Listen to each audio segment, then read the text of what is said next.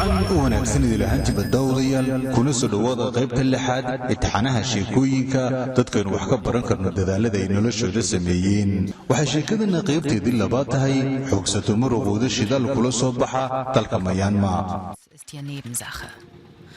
Mehrmals täglich kommen private Ölkäufer aufs Feld, um die vollen Fässer toddobaadkiiba hal maalin ayuu halkan yimaada dilaal shidaalka ka iibsada muruqmaalka halkan xoogooda shidaalka kula soo baxa ka hor inta uusan shidaalka iibin wuxuu si fiican isaga hubiyaa tayada shidaalka uu iibsanayo waa muhiim in biyaha iyo shidaalka la kala saaro balse sidaas kuwa badan ma sameeyaan oo waxay daneynayaan oo kaliya inay fuustooyinkooda hare ka buuxiyaan.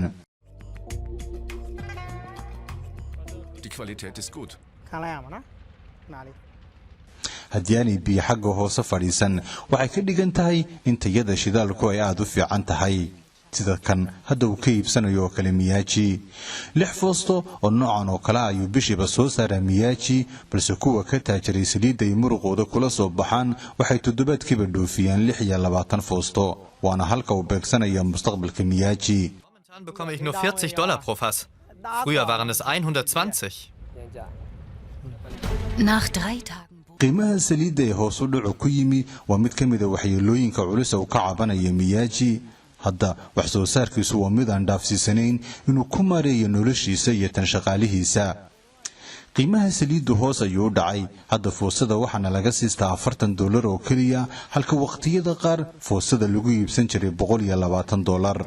3 cisho kadib ayuu maanta dhammaanaya ceelkii cusbaa ee qodayay Miyaaji kaasoo rajo fiican ka qabo inuu shidaal badan ka heli doono inkasta uu maanka ku hayo sida ceel shidaal looga helaa inay ku xidhan tahay qof iyo nasiibkii wuxuu ceelkan ku qarash kariyay lacag gaadhisa $6,000 balse taasi hadda warwar badan kama hayo oo lacagtan hore ayuu isla halkan uga xoogsaday. Miyaaji iyo saaxiibadiina waxay sugayaan tumbadii ugu dambeysay ee ceelka ka soo baxda taas oo ay ku xidhan tahay rajada ay qabaan. dhuubaday biraha dalola soo qaadeen ayuu ka urinayaa inay shidaal gaadheen iyo in kale waana rajo ku nool weli aan xaqiiqo gaadhin.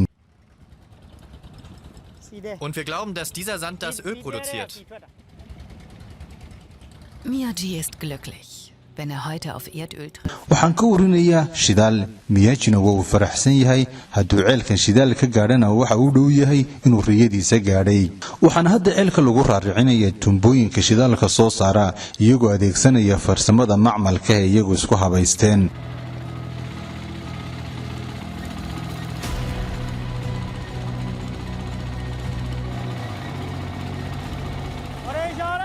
Diese Arbeit ist nur gefährlich, wenn es regnet.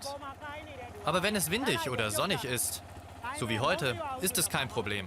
shaqadani waxay khatar badan tahay marka roobabku da'ayaan haddii aan roob da'ayn oo ay tahay maalin cadceedi jirto ama dabaylo sida maanta oo kale wax khatar oo badan ma leh haddii roob da'ayaan waxay u badan tahay inuu dabku qabsado ama baad ka soo siibato balse nasiib wanaag maanta warwarka ma qabno. shilalka halkan ka dhaca waa kuwa aad u yar marka loo eego siday u dayacan yihiin iyo khataraha ay la kulmaan biraha isku rakiban ee 10 mitir dhererkoodu gaadhayo kuwaas oo aan lagu adag ku joogin. 2 sano ayaa laga joogaa markii mid ka mid ah shaqaalaheena uu halkan ku dhintay waxa uu ka soo siibtay biraha. khatar kasta oo ay shaqadani leedahay waxay haddana ku jirtaa mid ka mid ah shaqooyinka ugu mushaharada fiican gobolkan waxaana tan il dhaqaale oo fiican u tahay dhalinyaro tiro badan oo xoogooda adeegsanaya. Der Job auf dem Ölfeld ist für die Arbeiter der am besten bezahlte Job der Region. Geschafft.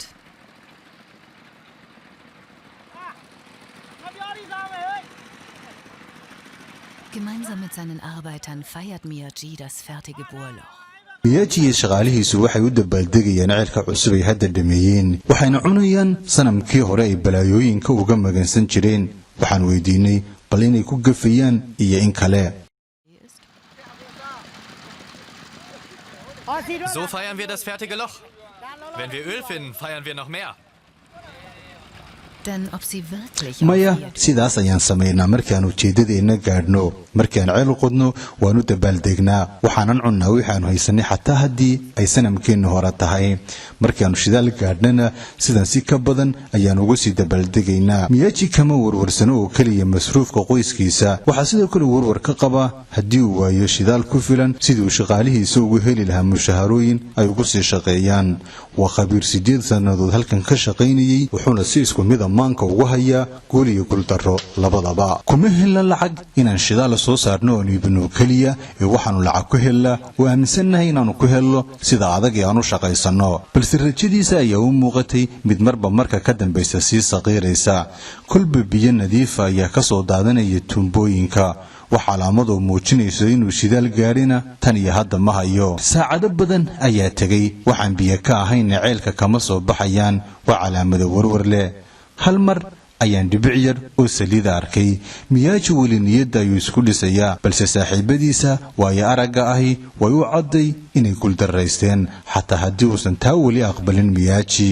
Ein kleiner Tropfen Öl war da drin. Die Mixtur enthält ein klein bisschen Öl. Miyaaji versucht sich zu freuen. saacado badan oo dhurayay biyo hadda ay si tartiib ah ugu cadaanaysaa in ceelkan aan wax saliida ka gaarin waa natiijo xanuun badan oo ay tahay inuu liqo waxaana uu leeyahay caadiyan waxay ahayd inaanu saliid ka helno goobtan meelaan rajo fiican ka qabnay ayay ahayd balse sida ay hadda u muuqato wax saliida maanu gaarin waxaan ku dhowahay rajabeel mana aqaano waxay ku dambayn doonto. Eigentlich sollten hier gute Bedingungen sein. Aber es kommt gerade nur Wasser raus. Und nur ein kleines bisschen Öl.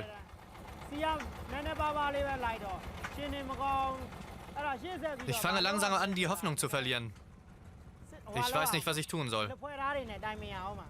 ugu dambeyntiina waxa uu qaatay go'aan qaraar badan Miyaaji waxa uu iska xidhay ceelkii tacabka adag ka galay kaasoo hadda si rasmi ah ugu qancay inaanu wax saliida ka gaarin warka qaraarka badan la ayuuna la wadaagaya saaxiibadii. Die Arbeit der letzten Tage war umsonst. Obwohl sie dennoch bezahlt werden, sind Miyaajis Arbeiter enttäuscht. hawshii iyo shaqadii aan wadnay 3 cisho ee tagay waxay ku dhamaatay rajabeel iyo wax la'aan inkastoo uu shaqaalihiisa u ballan qaaday inay heli doonaan mushahaaradooda haddana waxay uga dhigan tahay tacab qasaar inaanay wax shidaal ka gaadhin ceelay 3 cisho qodayeen. Wenn wir ein Loch bohren. Erfolg oder Misserfolg?